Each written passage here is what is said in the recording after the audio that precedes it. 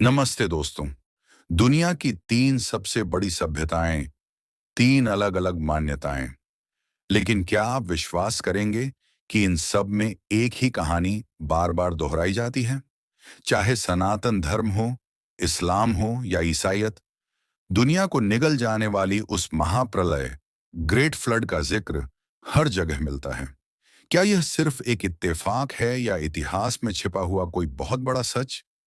हजारों साल पहले जब दुनिया अधर्म से भर गई थी, तब भगवान विष्णु ने मत्स्य अवतार लिया था।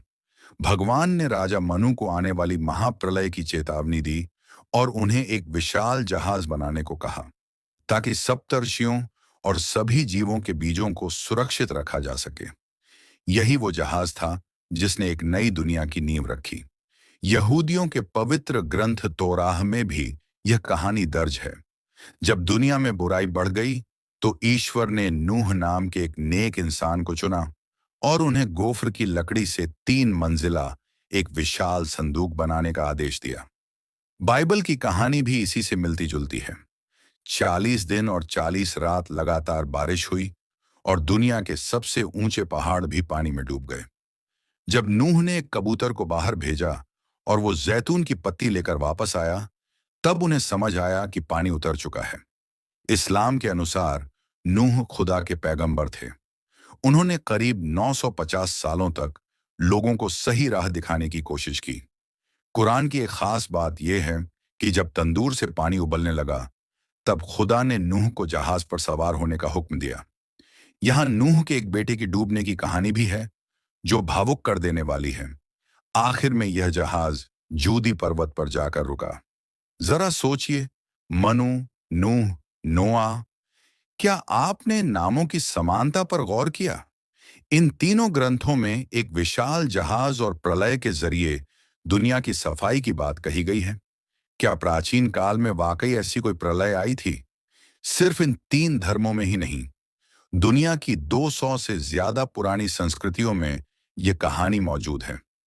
दुनिया के कई हिस्सों में समुद्र के नीचे प्राचीन शहरों के अवशेष मिले हैं।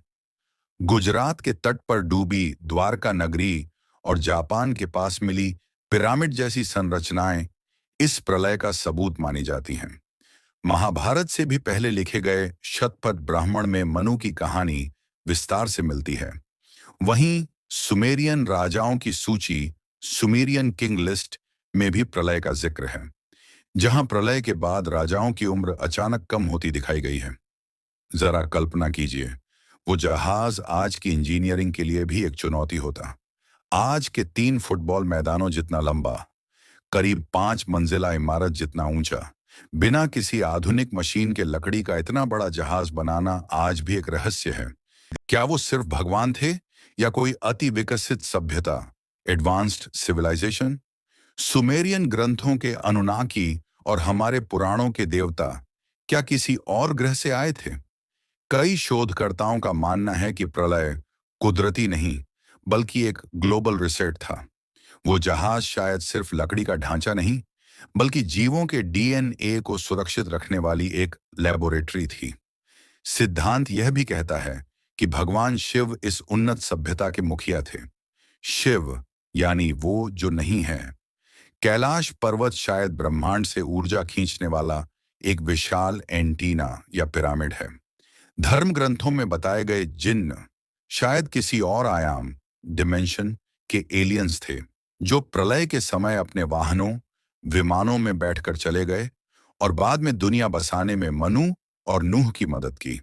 तो दोस्तों, सच यह हो सकता है कि प्रलय प्रकृति का गुस्सा नहीं, बल्कि एक सोची समझी सफाई थी। क्या मनु और नूह को चेतावनी देने वाली वो आवाज किसी एलियन सभ्यता की थी?